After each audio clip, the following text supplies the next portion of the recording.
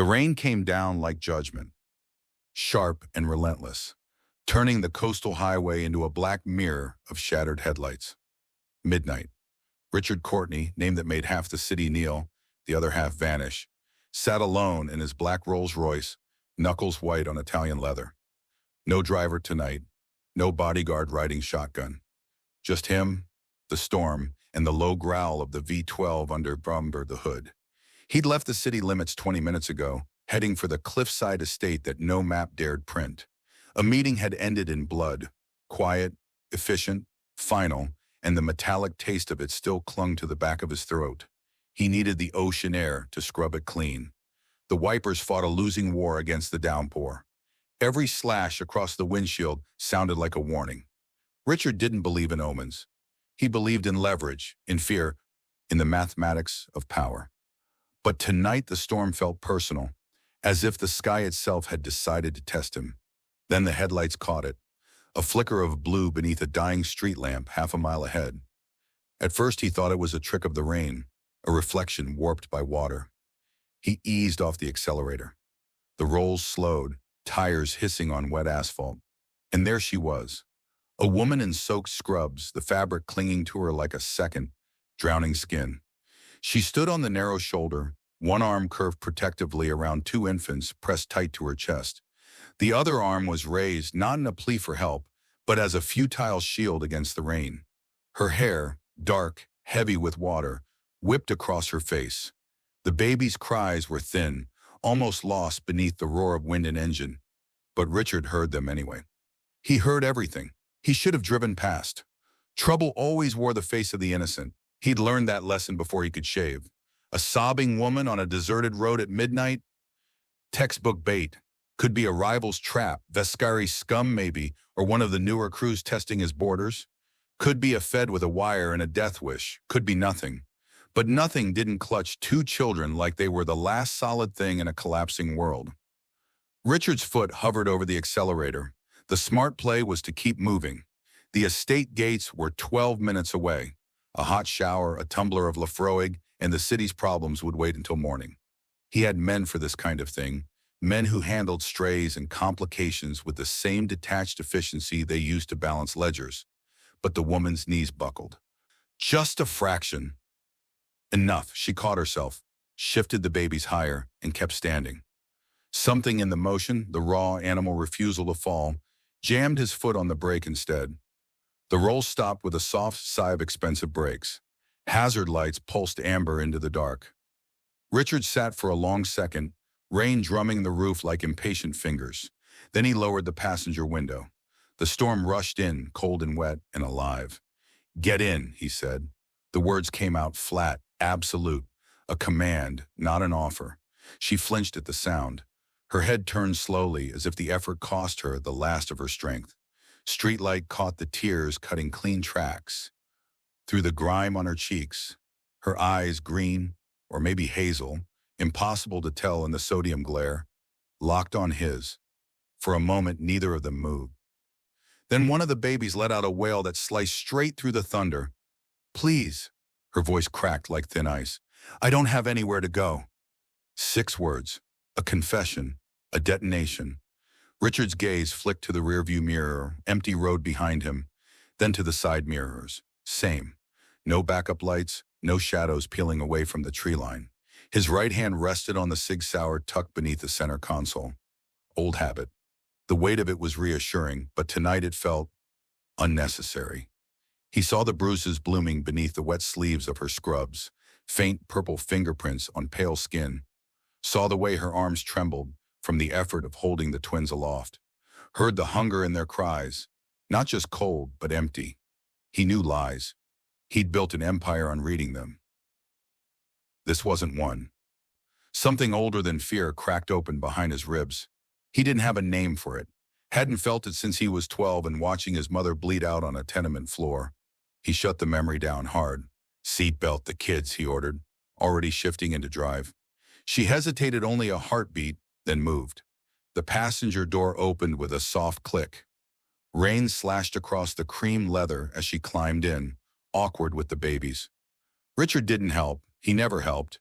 but he watched her settle them in the crook of one arm, fumbling with the seatbelt until it clicked across all three of them.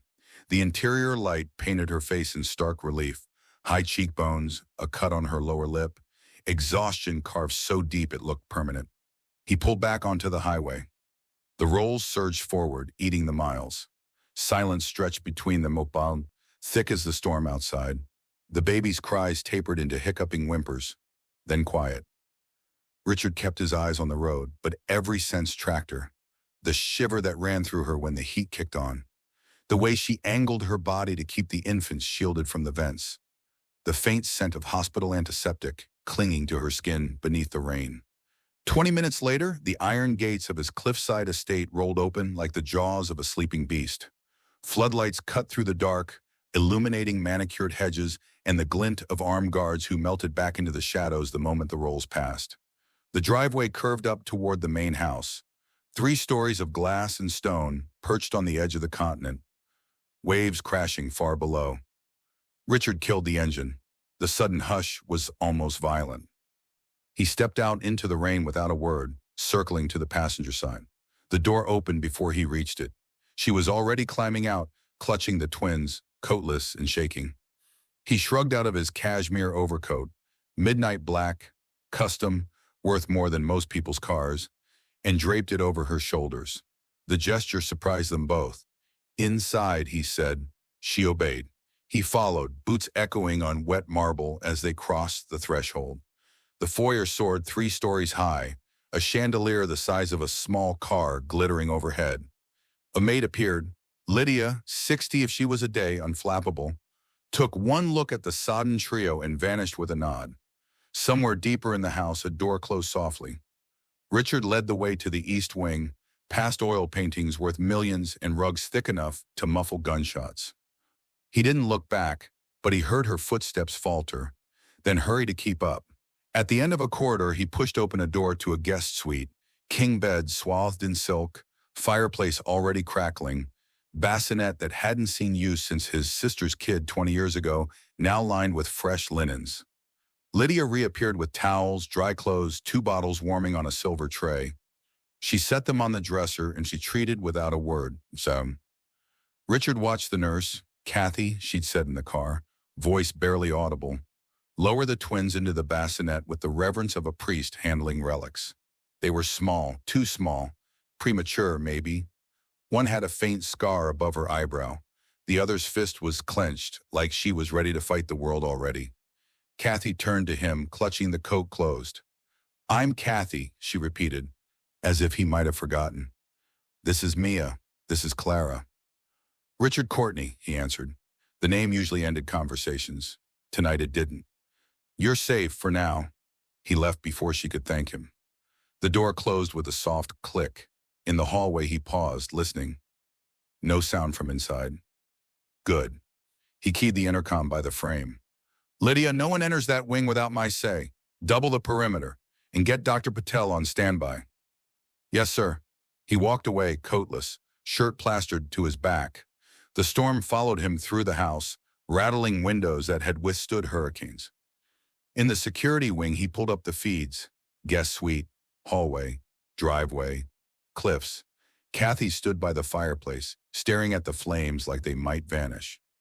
One of the twins stirred. She was there instantly, lifting the child to her shoulder with a tenderness that made something in Richard's chest ache. He killed the monitors. The coat still smelled of gun oil and cedar when she woke hours later. Twins finally asleep in the crib that cost more than her old apartment. Kathy clutched it like armor, while the storm outside began to explain how a celebrated nurse became a ghost with nothing but 2 babies and a heartbeat of hope. And somewhere in the dark, Richard Courtney, the man who'd ordered more deaths than he could count, stood at a window overlooking the ocean and wondered why the sound of those infants breathing was the first thing in years that didn't feel like a threat. Kathy woke to silence so complete it felt like drowning. No sirens, no monitors, no twins crying in the night.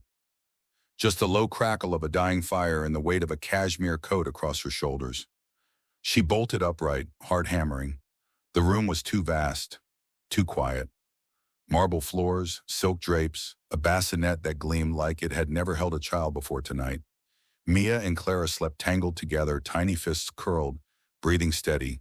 Safe. For now. A note lay on the nightstand, folded once, heavy cream stock.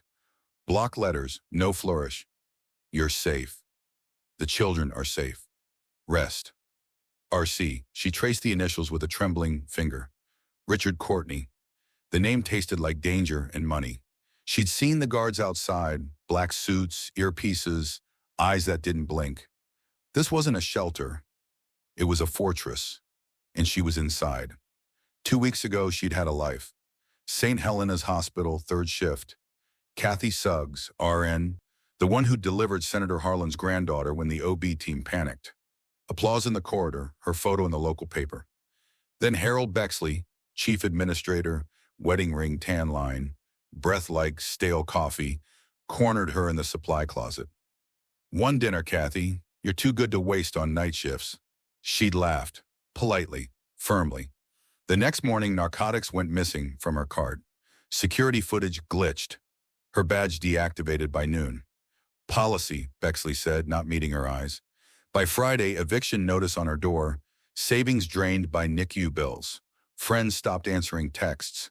She'd walked out of her apartment with the twins in a single duffel, in the rain waiting like it had been hired. Now she sat in a Mafia king's guest room, wearing his coat, breathing his air. The irony tasted metallic. In the security wing, Richard stood before a wall of monitors, coffee gone cold in his hand. Kathy paced the suite, checking locks that weren't there, peering out windows at cliffs dropping into black water. She moved like someone expecting the floor to open. He should look away. Instead, he zoomed in on the way she tucked a strand of hair behind her ear, same nervous tick his sister had before she OD'd. Marco leaned in the doorway, arms crossed. Perimeter's tight, no tails, but the men are asking questions, boss. A nurse? Twins? This ain't a daycare. Richard didn't turn. They don't need answers. They need to care, boss. Marco's silence was louder than words. Richard killed the feed. The screen went dark, but Kathy's face stayed burned behind his eyelids. He didn't know why he'd stop. Didn't know why the sight of her shielding those babies had felt like a blade between his ribs. He only knew that for the first time in 20 years, something inside him refused to calculate the risk. Kathy sank onto the bed, note crumpled in her fist. The fire popped. Somewhere in the house, a clock chimed 4. She whispered to the sleeping twins, "We're okay. We're okay." A lie, but the kind mothers tell to keep the dark at bay. Outside, dawn bled gray across the ocean.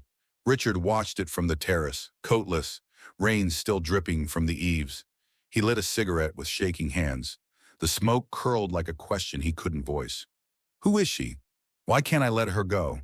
If this storm's got you hooked, drop a like, share with someone who needs hope tonight, and subscribe.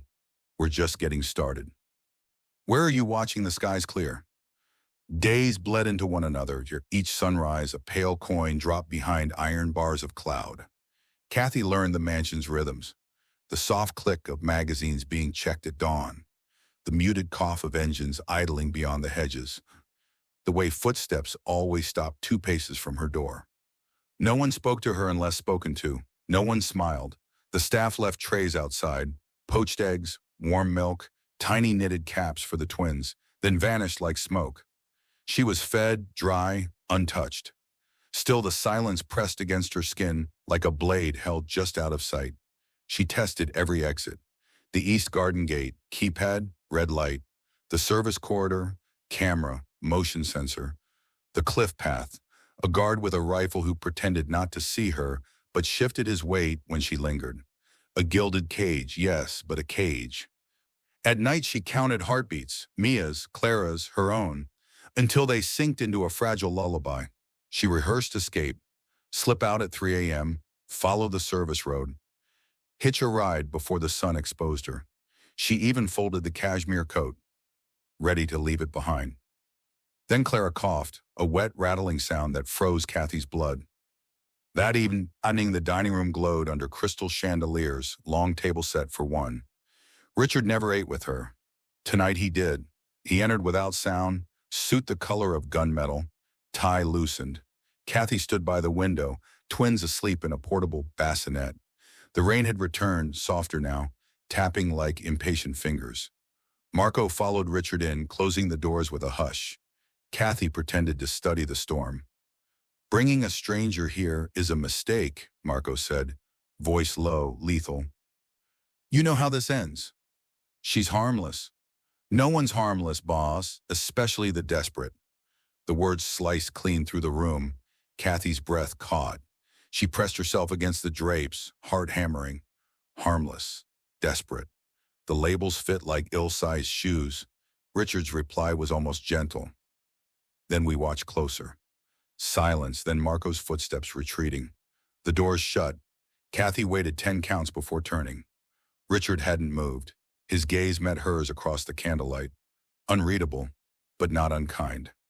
Clara chose that moment to cry, a thin, escalating wail. Kathy crossed the room in 3 strides, lifting the baby to her shoulder. Skin hot. Too hot. Fever. Richard was already moving. "Clinic's 10 minutes. My car." "No, hospital's report. My clinic, my rules." The storm greeted them like an old enemy. Richard held a black umbrella over Kathy and the twins as they hurried to the rolls. Rain drummed the silk canopy. Wind snatched at Clara's blanket. Kathy clutched both babies, one under each arm, and Richard angled his body to block the gusts. Water soaked his cuffs, darkened his hair, but the umbrella never wavered. Inside the car, heat blasted. Kathy rocked Clara, humming broken fragments of lullabies. Richard drove one-handed, the other resting on the gear shift like it belonged to a weapon. Streetlights strobed across his face. Hard lines, clenched jaw, eyes flicking to the rear view every 30 seconds. At the clinic, a low-glass building lit like a jewel, Dr. Patel waited in scrubs, no questions asked. Antibiotics, fluids, a nebulizer for the croup. Clara's fever broke by dawn. Kathy slept upright in a vinyl chair. Mia curled against her chest. Richard's coat draped over them both. He never left the hallway. Stood beneath fluorescent light, sleeves rolled, watching through the window. At 5:07 a.m., Patel emerged. "She'll be fine. Rest, hydration, 24 hours. Richard nodded once. Kathy met his eyes through the glass. Gratitude, terror, something softer. She couldn't name it. He looked away first. Back at the estate, he carried the bassinet himself. Kathy followed, barefoot, coat trailing like a wedding train. In the foyer, he set the babies down, then faced her. "You're not a prisoner," he said quietly. "But you're not safe out there. Not yet." She swallowed. "I heard Marco." Richard's mouth twitched, almost a smile, almost regret. Marco's paid to be paranoid. Doesn't make him wrong. Clara stirred, sighed. Kathy smoothed the blanket. "Thank you," she whispered. "For tonight." He started to answer, stopped. The space between them crackled, rain still dripping from his hair onto marble. Then he was gone. Footsteps swallowed by the house of wolves. Morning light slid across the nursery like a hesitant intruder. Kathy sat cross-legged on the rug, Mia gnawing a teething ring, Clara stacking wooden blocks with fierce concentration. The television, muted since arrival, flicked to life on its own. Richard's tech, she supposed. A news ticker crawled beneath a grim anchor. Courtney Crime Syndicate under federal watch. West Coast ports, money laundering, 3 unsolved disappearances. The anchor's mouth moved. Richard's face filled the screen. Younger, colder, courtroom steps, cameras flashing. Kathy's stomach dropped. She killed the volume, but the image lingered like smoke. She found him in the study, doors ajar, sunlight striping the Persian rug. Books rose to the ceiling, a single chessboard sat mid-game, White Queen cornered. Richard stood at the window, back to her, coffee untouched. "You kill people," she whispered from the threshold. He didn't flinch. "I protect what's mine." The words were calm, almost weary. Kathy stepped inside.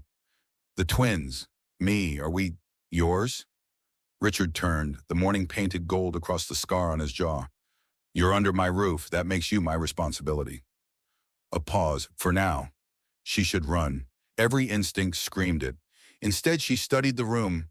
The tremor in his left hand when he set the cup down.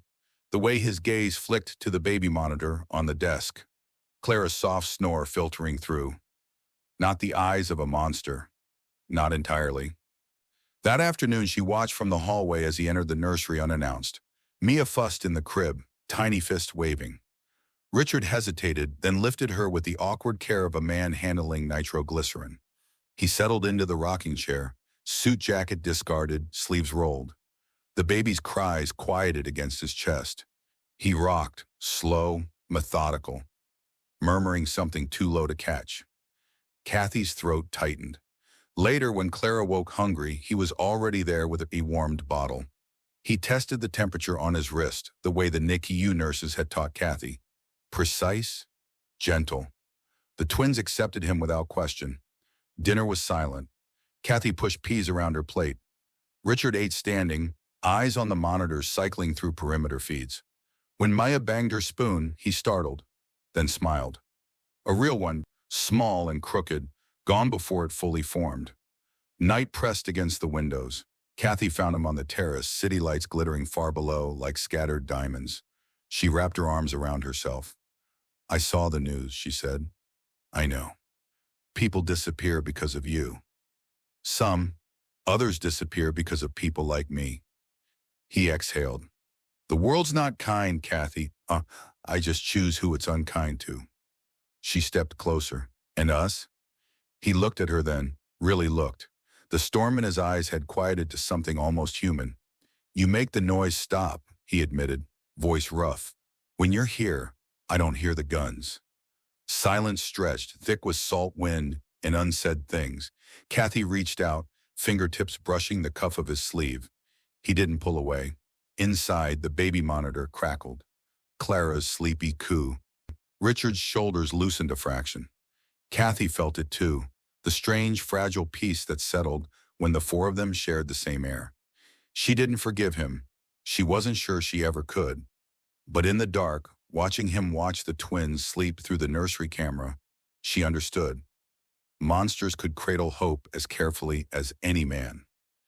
The envelope arrived with breakfast, thick cream stock, no return address, slid beneath the nursery door while Kathy changed Clara's diaper. Inside, a single photograph, grainy, taken from a distance. Her pushing the twins in a stroller across the east lawn, red circle around her face. On the back, block letters. "Tell your boss the Vescari say hello." Her hand shook so hard the photo fluttered to the rug. Mia grabbed it, gummed the corner. Kathy snatched it back, pulse roaring in her ears. Richard found her 20 minutes later, knees drawn to chest on the nursery floor, twins napping in sunlight. He took one look at the picture and went still. "Who?" she asked, voice small. "Harold Bexley," he said. "Your old boss." The name punched the air from her lungs. "He's Vescari?" "Mid-level, handles their pharmaceutical routes through St. Helena's. You rejected him. He framed you. Now he's leverage." Richard's tone was clinical, dissecting a corpse. "Someone talked. My house. My rules. Doesn't happen." That evening, the local news exploded. Mystery nurse linked to Courtney syndicate, fugitive or hostage, drone footage of the estate gates, her old hospital ID photo. Speculation about infant heirs. Kathy watched from the study doorway, arms wrapped around herself like a straitjacket. Richard killed the screen with a remote. Silence fell, thick as smoke. "I brought danger to your door," she whispered. He turned. The overhead light carved shadows under his eyes. The danger was already here. Cold. Final. Bexley's been skimming Vescari product for months. They were coming regardless. You just gave them a prettier excuse. Marco burst in without knocking. First time Kathy had seen him rattled. 2 vans on the coast road, armed. Press choppers circling the ridge. Feds just subpoenaed our port logs. We're bleeding from every side. Richard's gaze never left Kathy. Lock the wing. Double the cliffs. No one in or out. Marco hesitated. "Boss, the men want to know, who is she worth?" Richard's answer was soft, lethal. "Everyone." Marco left, doors shut. Kathy's knees buckled. Richard caught her elbow before she hit the floor. First voluntary touch since the umbrella in the rain. His grip was iron-wrapped in velvet. "I'm poison," she said against his sleeve. "Let me go. I'll disappear." "You disappear. They still burn this house to find you." His voice cracked on the last word. "I've lost enough." Outside, thunder growled over the ocean. Inside, the monitors cycled. Empty corridors, guards with rifles, a single red dot blinking on the cliff path, approaching. Kathy looked up. "What happens now?" Richard's jaw flexed. "Now I remind them why no one touches what's mine." He released her, already reaching for the phone. Kathy watched him transform, monster reawakening, shoulders squaring, eyes going flat and merciless. Yet when Clara stirred in the bassinet, he paused, brushed a knuckle across the baby's cheek with impossible tenderness. Ghosts crowded the room. Bexley's smirk, Vescari guns, federal badges, her own ruined life. Kathy felt them all breathing down her neck. Richard met her gaze. "Stay close. Whatever comes through that door answers to me." She nodded, throat raw. For the first time, the cage didn't feel like bars. It felt like armor. If the past is closing in, hit subscribe. Storm's about to break. Like if you've ever protected what's yours. Share with someone carrying ghosts. Where's your fight brewing tonight? Night swallowed the estate whole. Rain lashed the windows like it wanted in, wind howling through the cliffs. Kathy sat cross-legged on the nursery rug, Mia latched to one side, Clara dozing against her thigh. The bottle trembled in her hand. Monitors blinked red along the walls. Perimeter breach, east wing, armed incursion. She'd seen the alerts an hour ago. Richard had kissed the twins' foreheads, told her to lock the door, and vanished into the dark. The first gunshot cracked like a bone. Glass exploded inward. Kathy dropped the bottle, milk pooling white across the rug. She rolled, shielding the babies with her body as shards rained down. Another burst. Automatic. The chandelier swung, crystals chiming death knells. Richard burst through the connecting door, suit jacket gone, shirt soaked crimson at the shoulder. He dove across the room, slamming Kathy flat. Bullets stitched the wall where her head had been. A round grazed his deltoid, hot, wet spray across her cheek. He grunted, collapsed half on top of her, breath ragged. "Stay down," he snarled, already rolling. Blood slicked the floorboards. Two black-clad figures breached the shattered window, muzzles flashing. Richard came up firing, Sig Sauer barking twice. The first intruder folded mid-stride, mask askew, eyes wide in surprise. The second took 3 to the chest, crashed into the crib, toppling it. Kathy screamed, scrambling for the twins. Clara wailed. Mia was silent, too silent. Richard lunged, knife from his boot, slit the second man's throat before he could rise. Silence fell, broken only by rain and the wet gurgle of dying.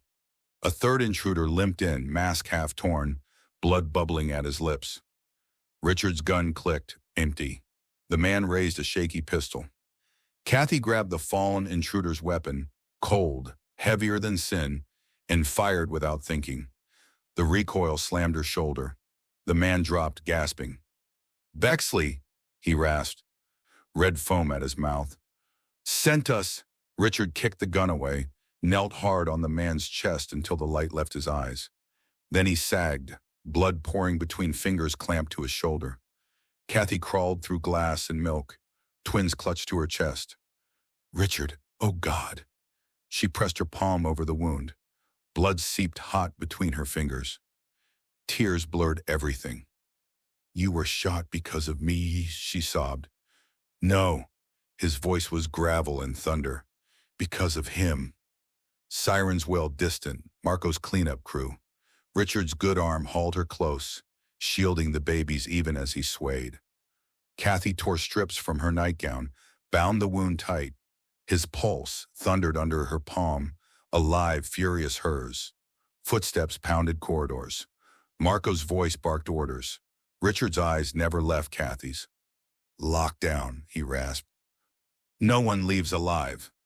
She nodded, shaking. Lightning flashed, illuminating the nursery, overturned crib, blood-smeared walls, 2 tiny girls blinking up at the monster who'd bled for them. Richard's forehead dropped to hers. "Bexley dies for this." Kathy's tears mixed with rain and blood. Not if it costs you. He didn't answer, just pulled her closer, breath ragged, heartbeat steady against her cheek. Outside, the storm raged harder. Inside, the war had a name. Dawn bled rust across the ocean, but the house still smelled of gunpowder and antiseptic. Richard stood in the war room, walls of screens, maps pinned with red thread. Shirtless, shoulder bandage thick, Marco laid out weapons like a surgeon. AR-15s, suppressors, bricks of C4. 20 men waited in the drive, engines idling. Bexley's address glowed on a tablet. A McMansion 20 miles inland. 2 guards, panic room in the basement. Richard's voice cut glass. We go in quiet. Bexley watches his empire burn, then he stops breathing. Marco nodded. Vescari will retaliate. Let them. Kathy appeared in the doorway, barefoot, twins asleep against her hips in slings. Blood crusted her sleeve. Richard's. Rainwater dripped from her hair. She'd run through the storm from the nursery. Her shadow stretched long across the marble. Please, she said, voice trembling but steel beneath. Don't kill anyone because of me. Richard's laugh was sharp, humorless. You think mercy works in my world? It's the only thing that still works in mine. The room froze. 20 killers looked anywhere but at her. Marco's hand hovered over a detonator. Richard crossed the space in 3 strides, stopping inches away, close enough to see the pulse leaping in her throat, the wet shine in her eyes. Bexley framed you, sent men to murder children. You want him breathing? I want you breathing. A tear tracked down her cheek. I want the girls to grow up knowing the man who saved them didn't become the monster who scared them. Silence roared louder than gunfire. Richard's jaw worked. The bandage seeped fresh red. He turned to Marco. Stand down. Marco blinked. Boss, now. Weapons lowered. Engines cut. Men dispersed like smoke. Richard didn't sleep.